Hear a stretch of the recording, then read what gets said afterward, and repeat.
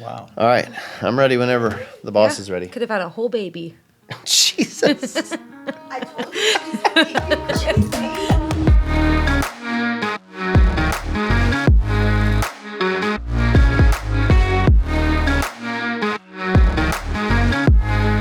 All right. Welcome to Trade seCREts 2024.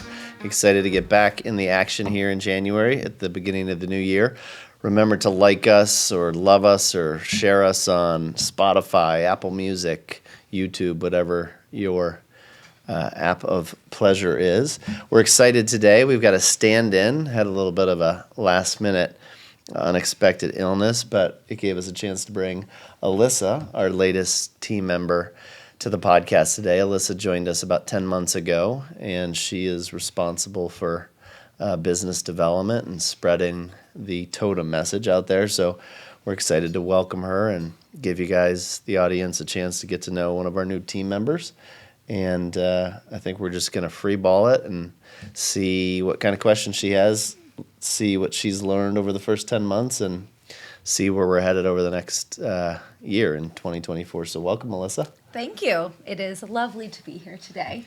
And I actually just learned something as we were getting ready for today. You actually listened or watched all of our podcasts before joining the team, correct? Yes, because if there was going to be a quiz, I wanted to be prepared during my interviews. And there was no quiz There on was that. no quiz. But I did learn stuff because I started at Totum, although coming from another commercial real estate company in a totally different role. So watching the various discussions on finances and taxes and all the other things you covered, especially in the early podcasts, was beneficial to me. So tell us about your background. You said a different type of real estate company, and actually two you were working for at the time. So give the audience a little sense of how you got to Totum and where you were just before and even your background before that. Okay. So I think actually this is a cool thing about Totum, or maybe it's commercial real estate in general, but everyone seems to come from a very diverse background. You know, everyone started in various, most people didn't start in commercial real estate. They kind of took a winding path to get there. Sure. So for me, I went to college for broadcasting communications at Westminster. And is that something they specialize in? Or is it's a very small private college, so I think they're more known for things like teaching or their sciences. But okay. There was, a very good broadcasting program there. So I wanted to do that because I wanted to make documentaries for a living. And that was great while I was in college in my little bubble. And then as soon as I graduated and realized how complicated something like that was, I changed courses a little bit. I worked for WPXI for a little while right after college. On screen or off screen? Off screen in their operations department. Okay. And then I moved to Washington, D.C. for a few years, and I worked for National Geographic Channel. I was their production and development coordinator, so I worked with the senior vice president of production and the various executive producers on the internal business side of what National Geographic was producing on their channel. So that was great. My boss there was also named Kevin, so it's a good name. Yeah. But since I'm from Pittsburgh and I wanted to be closer to my family, I moved back here. And I took a job with a film and television studio in the Strip District that most people don't even know exists. And I was there for a total of like 8 years. But And about that's called 31st Street Studios, 31st right? Street Studios. So Still active? Still active. And is it the largest film studio in the state? Or It is definitely the largest one in the state. It's one of the largest ones on the East Coast. Okay. So 250,000 square feet. So what I realized while I was there, first of all, that the person that hired me, he went bankrupt and sold that company to a commercial real estate developer out of town from New York. And those guys wanted to keep me operating the facility as their own employee.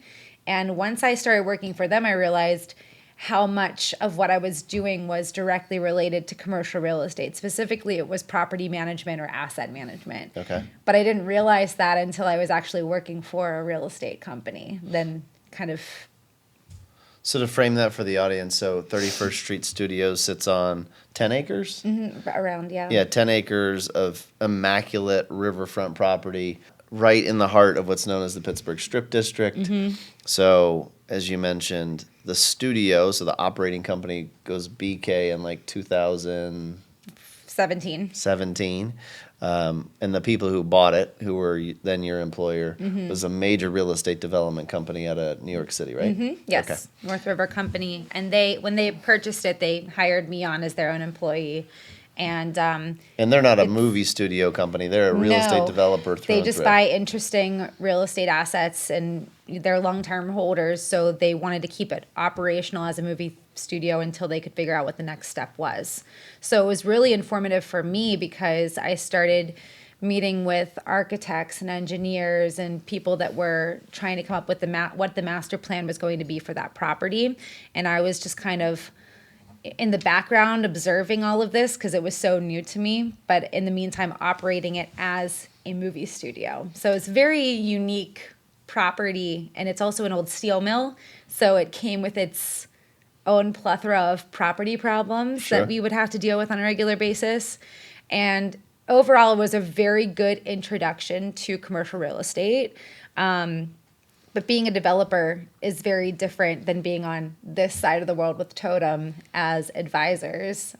So this has been a much bigger difference than I think I realized it was going to be whenever I started working here. Okay.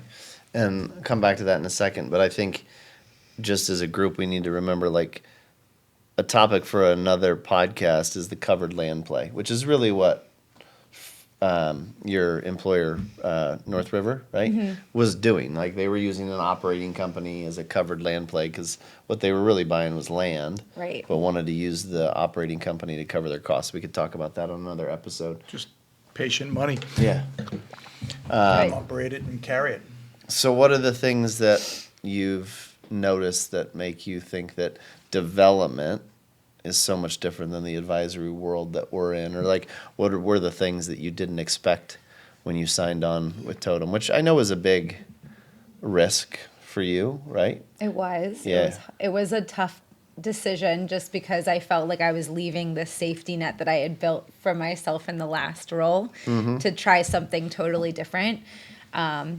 But I was excited about the opportunity too because I felt like it was a good move for me to get out of my comfort zone and to try new things. And I was also just very excited about working with this very collaborative team.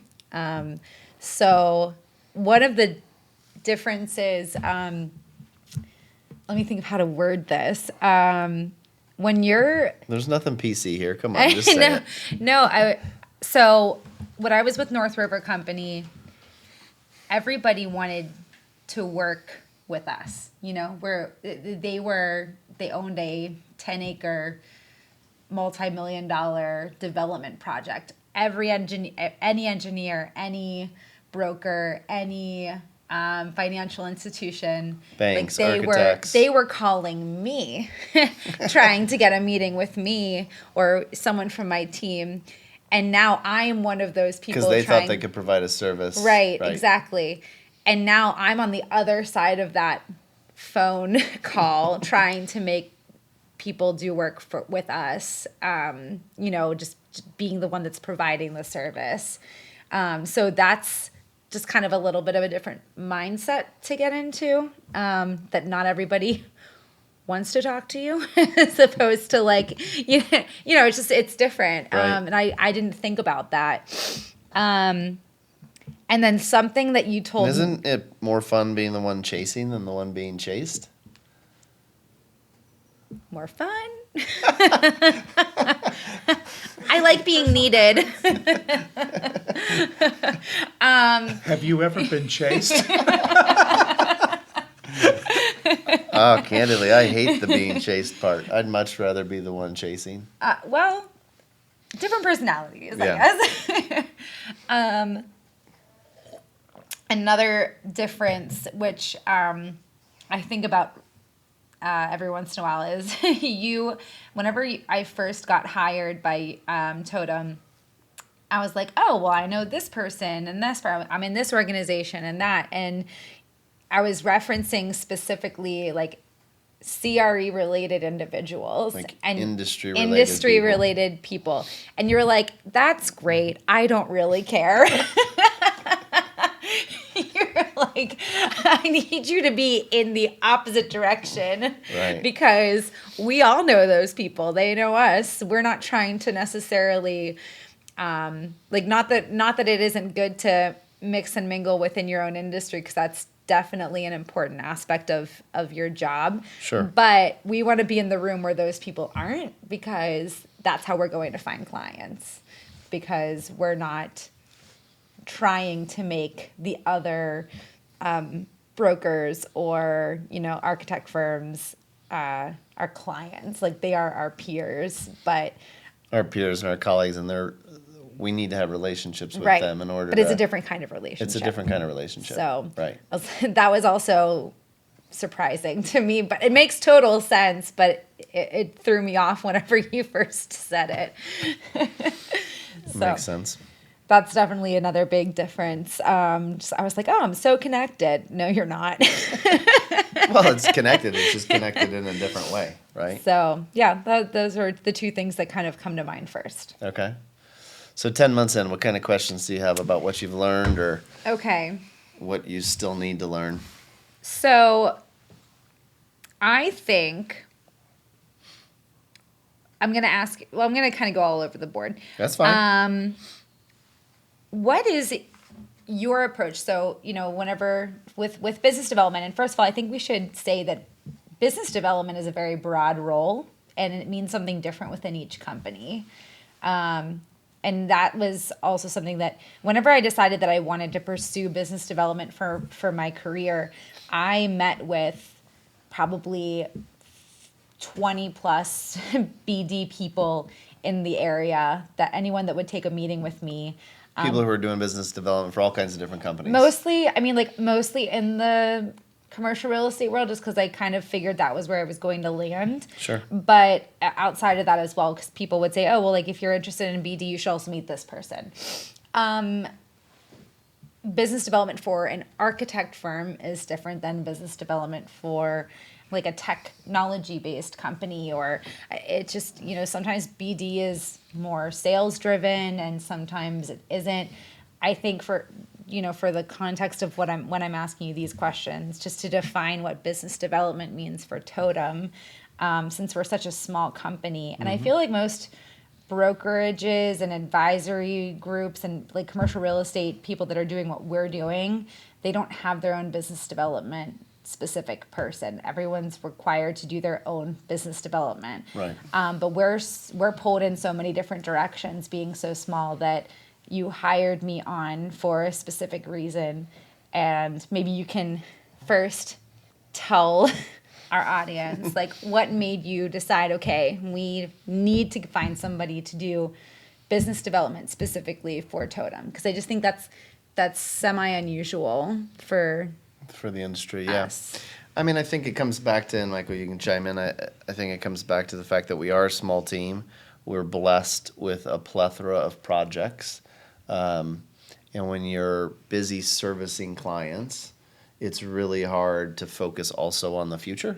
Like, you're so focused in the today and the moment and the giving great advice for what's in front of you that you lose sight of the opportunities that are happening outside of what's going on today. And I think collectively as a team, we're great at servicing the client and understanding the real estate challenges that they face. But our energy and time, candidly, we just didn't have the resources to also be forward-facing, thinking ahead, paying attention to what's around the corner next. And I think this isn't specific to Totum. I think just the industry in general, anybody who's been doing it for a long time will tell you the hardest part of continuing, 20 years now for me, pushing almost 40 years for Michael, is never taking your eye off the ball of you're only as successful as the project right in front of you, and you need to constantly be looking for the next one. Yeah, I think it's a question of bandwidth. You just get caught up doing what you have to do to service the clients that you have. But once you've put yourself in that arena, it takes away from, my job is to go and meet other clients. My job is to go find other real estate needs or companies that are looking for that service. And then you have to throw in the element of the gestation of a real estate need is not like going into 7-Eleven and buying a pack of gum. It's Come not on. an instant transaction. It's something that is done over a period of time. And it's easy to kind of just fail to recognize that this is a long-term thing, especially providing services that are reflecting on strategies rather than transactions.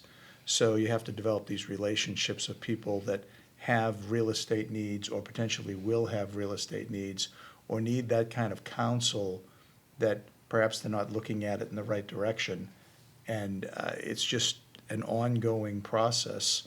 And being a small company, which is great, pound for pound, I think we're a very productive firm. But you have to be everything. And it's always great to have one member of the team that is focusing on, let's get our name out, let's tell people what we do, and then to continue to follow up with them, because it's not the today, it's the over a period of time that they will realize, hey, you guys do something that we really need. And if you're so busy doing something else, servicing this client, you most likely would have missed that. Yeah, and I think one of the unique things about our industry is the sales cycles are really long gestation. I mean, never like to consider ourselves salespeople, but at the end of the day, we do need to find new business. And I always say, like, an introduction today might be business 18 to 36 months from tomorrow. So it's not, like Michael said, it's not like walking into 7-Eleven and making a sale that moment. It's continuing to beat the drum, because you never know when it's going to happen. And even when you do get hired, it's a long project. Right. And I think the other part is that the people that we serve, they might think this is what we do, but they don't realize that there's this plethora of other services or ways that we look at how their business is operated. And something that they think, well, I'm not focused on that, I never would have even addressed that, could be a potential opportunity, and it could be potential harm to that firm just based on their current condition. So when you try to work with them strategically, it just takes a much longer period of time, and these things, it's an ongoing concern. Yeah. And I think that what you were saying, like an introduction today could be business a year or two from now. That has been one of the biggest mental barriers that I've been trying to overcome since working here. Yeah. And fortunately, everyone at Totum has been extraordinarily kind and patient and supportive over the past 10 months of me being here, because you keep reminding me that the work that I'm doing is not for nothing, even if it hasn't led to a specific business that I was aiming for. But And do you think that today you feel substantially more attuned to the story of Totum yes, versus where you were 10 months ago? absolutely. I mean, whenever it was the very first, I think, week of working here, and I went to a luncheon that we all attended, and for some reason we all sat at different tables, and I was like, cool, I can do this. And like, I didn't know anyone else in the room either, and I sat down and naturally I'm just trying to network and talk, and then I was like stumbling over my words, and I was like, I cannot talk about Totum yet. Like, this is not a good place for me to be. And I got really anxious about that. But now, same group of individuals at a luncheon last week, like, I could speak to Totum's mission and how we approach business just significantly more confidently. And I feel like people trust me a little bit more than they did at the beginning of 2023. Well, it's the networking aspect of everything. Sure. The more people you talk to about what we do, and the more people we talk to about what we do, they're going to get a little bit more educated, they're going to have a little bit more understanding.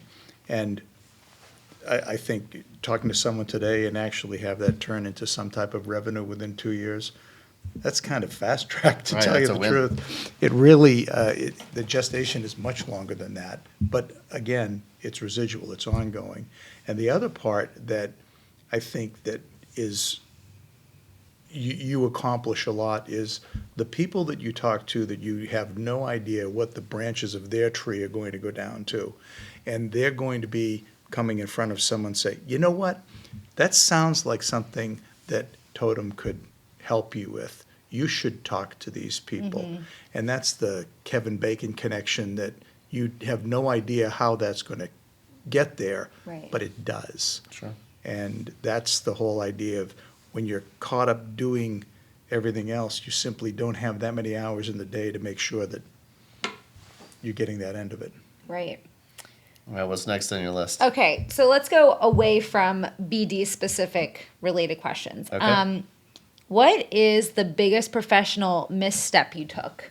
And did you find a positive outcome as a result of it at the end of the day? It could be specific to, like, commercial real estate, or, Michael, you did things before commercial real estate too. So if there's something that Biggest you think misstep? of. Oh, I can, that's an easy thing for me to name. Oh, Go for okay. it. 2007, I was the victim, not the victim, I didn't see the changes in the bubble.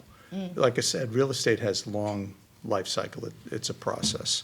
And I was doing a lot of development at that time. So ground that I had actually acquired in 2005 when things were going rather well. There was a lot of money around, there was a lot of lending, and this was all in West Virginia. I had 3 projects that were well underway, planned, financed, that I stuck a shovel in the ground in mid-2006. And if, for those of you that are in this industry that can remember, 2008 was not the best year in the world for real estate. And I was basically 3 projects deep that were fairly large projects that were being built. You couldn't go backwards, you couldn't pull time. So you take the timing of over a year, maybe a year and a half, I would have done some things completely different, because then I would have been in a much different position, but I had to actually develop my way out of those. And that was a long, painstaking process. Yeah, I mean, I think mine's easy too. I got wooed circa 2009, 2008, 2009 by Grubb and Ellis to go run their tenant advisory group for the state of Ohio. And 6 months later, they filed for bankruptcy. So my blinders were on. I was talking about being chased versus the one chasing. I was getting chased, and it felt good. And you start to fall in love with the fantasy of that you're better than you really are. And I didn't pay attention to the details and said yes, and then they filed for bankruptcy, and my world got turned upside down. So that was easy. Yeah, but each one of those challenges gave a lesson that it's priceless. One of the things, timing has a lot to do with anybody's success. I don't take blame for gas prices being $4 a gallon, and I don't take credit when they go down to 2. Right. So it's just the things that you have to notice and be prepared to understand. Nothing lasts forever. Things are going to change, and I think that just really helps in your outlook as you go along. Yeah, that's definitely when I learned that I was never going to work for a big company again. Oh, I knew okay. that I would always work for an independent, nimble organization, whether I owned it or didn't own it. I just knew I would never work for the man again. The man or the woman. Okay, what is something that you are very disciplined about today that you think has helped you throughout the course of your career? I think the thing I'm most disciplined about relative to the career is never settling for the easy out. Meaning, in our industry, there's a lot of times where you can hit the easy button. Like there's a solution for a client that is like the path of least resistance. You can hit the check button. Client probably doesn't know any different, and you can literally just move on to the next one. But I'm extremely disciplined about never letting that allure of the easy button get in the way of forcing myself to think from all the different angles to see what we're missing, to see what other opportunities, even though they might be more complicated to get there, they could be a better outcome. So challenging, the easy button or the status quo. Like, if I'm disciplined about anything, I am disciplined about that. I think that, I don't know whether you'd call it discipline, but it's a practice where I always try to see what's beneath the surface. I don't want to look at things topically. I don't know whether you'd call that an easy button or whatever, but look at, here's what was originally presented to you. Is there something that's a little bit deeper, that value could be added and a service could be provided or an opportunity could be exploited? And a lot of people... asking the next question. Yeah.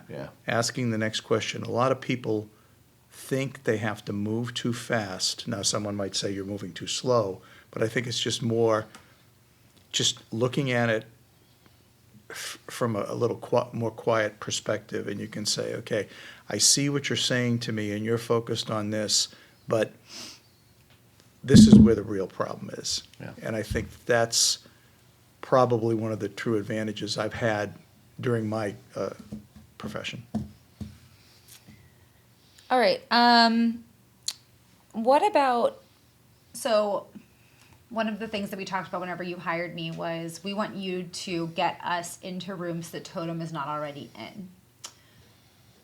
What has... Nothing like throwing a challenge at you. Yeah. Working on it. I think in some ways I'm starting to do that. For sure. But what has been historically your approach to getting yourself into that room, to date? I like to, since we were talking about musical theater earlier, borrow a line from Hamilton. I want to be in the room where it happens. Mm-hmm. And that's something that Aaron Burr sings. And I actually took that in my head while I was looking for a job. Like I was looking to be in the room where decisions were being made as opposed to being the outsider just casually observing. So how do you get yourself into the room where it happens? I don't know, but I will tell you a total aside, and if you're out there listening, you've got a solution that'd be great. I had an idea, courtesy of that song, from that musical, and I went to some software people that I know. Like, when you're in the room, so say you're at an event, there's like 200 people there. Mm-hmm. I want to know who's in the room that I actually want to talk to. So it's almost like LinkedIn on steroids. So, like, somehow my phone was telling me, ding, ding, ding, the people who check these boxes, i.e. CEOs, CFOs, like, they're in the room, and here's where they're at. It's almost like you have to opt into it, but it's my fantasy of, like, wanting to know actually when I'm in the room if there's someone in the room that is worthy of conversating with. So if you can help me figure that out, that'd be great. There's got to be a way that, like, conferences could, like, somehow get into that Show technology. Me, like, who's in the right. room where it happens, right? Because I do think that matters. I think I've always had a insatiable curiosity for what people are doing with their businesses as business owners. So whether it's a conference or a speaker, I am addicted to wanting to learn about the people who are making the decisions. So being comfortable in the uncomfortableness of going up to them and asking them about what's going on. I mean, I don't know that I have any other secret sauce other than just a pure curiosity that's insatiable. So even though we're busy, I still, fascinate to get into the room where people are making decisions. So I don't mean to be flip about it, but it's always more helpful to get into the room because somebody invited you. And how do you get invited? You find a way to tag along with someone, and you might have to talk with 5 or 6 different guys, or maybe even more than that. And I don't mean guys, but people that you can actually network through that are already there. Show those people for whatever reason that you do have something to offer, and it's a lot better to be in that room when you're invited rather than crashing it. And I think, it's important to be in a room of something you're passionate about. You're passionate about theater. Go to the theater. Hang around with other people who want to be at the theater. Yeah. Like that is an important piece of the puzzle, I think, when you're in the room, but it's not genuine. You don't care about it. Like you go to a country club, you hate golf. Like it just doesn't jive, right? So being in the room with people who are also in the room to experience life or parts of life that you're also interested in. Well, that's a good segue into what I'm going to say is my final question, just so we're not getting Perfect. too long here. I was going to tell you had 2 more, so Okay. so one's good. One more. Then So we've got speaking one for of- you. Oh, okay. So speaking of keeping things organic, which is what I'm kind of take what you just said to be, how would you suggest someone who's kind of, and I know we say we don't like to consider ourselves salespeople, but ultimately it is, in alignment with what we're trying, like we are still selling our services to our clients. How do you learn to become less sales pitchy whenever you're first meeting someone, as opposed to, I think I'm still kind of struggling, not so much in person, because I feel like in person you're able, I don't think I have a salesy personality. No. But on a phone call to someone that I've never met before, or in an email to a stranger, I think it's very hard for me to not come off as sales pitchy. So what is your approach or advice for me to not sound less like that? I think on a phone call or an email, if you've never met these people, there's no way you cannot come off as somewhat salesy. Now, there's a difference between someone who is explaining their expertise and someone who's selling you a used car. We could go on and on what those nuances are, but I think that in situations like that, it's just listen. More than anything, listen to what they have to say, and then when you have something to offer or something to get back with, A, if you can answer a question there, that's great. B, if you can't, you find the answer, and then it gives you a reason to get back to them. And now it's not your first call, it's your second.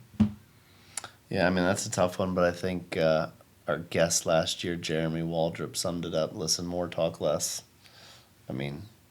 Or as Aaron Burr says, talk less, smile more. Amen. Okay, that'll be it for my questions. That's a wrap today. on your questions. Yes. So we're going to give the audience the chance, since you are a guest technically, you're not one of the 3 OGs for the podcast, although you might be stealing somebody's seat. I'm sure Paige would be devastated. She has serious FOMO right now. She doesn't even know it. So what is your personal, not totem, what's your personal trade secret?